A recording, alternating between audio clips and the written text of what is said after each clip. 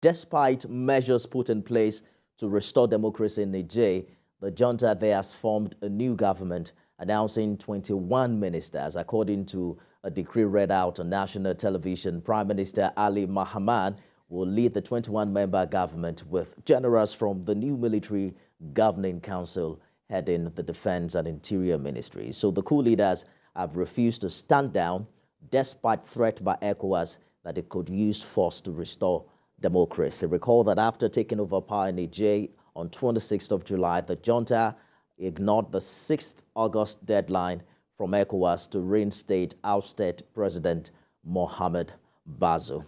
Femi, I was saying earlier that even though ECOWAS says all options are on the table, it's also deployed the ECOWAS standby forces to restore democracy in Niger. What do you make of these resolutions?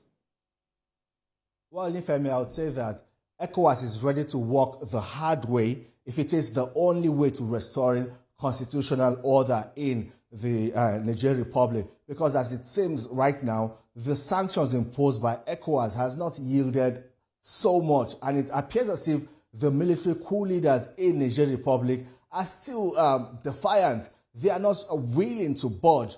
ECOWAS is still ensuring that these sanctions remain in effect. The implementation of this sanction is absolute and 100%.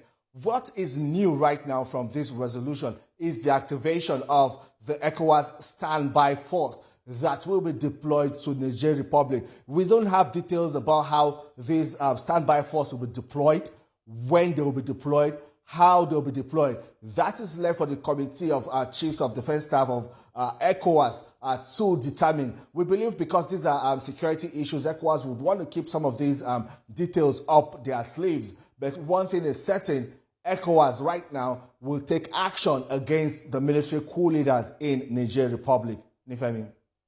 Interesting development, Femi. The ECOWAS Commission President also directed the President of the Commission, to monitor the implementation of earlier sanctions. Talk to us about the involvement of the African Union here, because it would seem that the regional bloc is asking for AU to comply as well.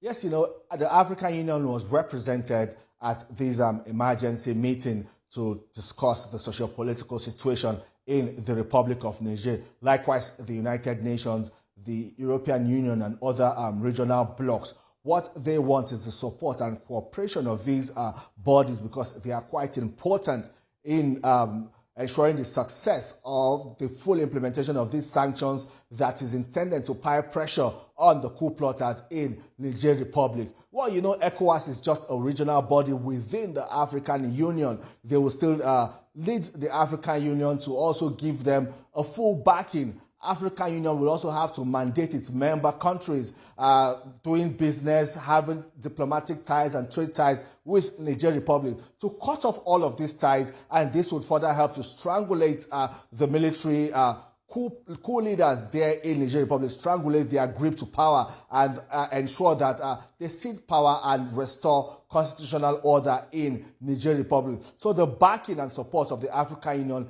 is very critical and important to the success of the efforts being made by ECOWAS. Nifemi.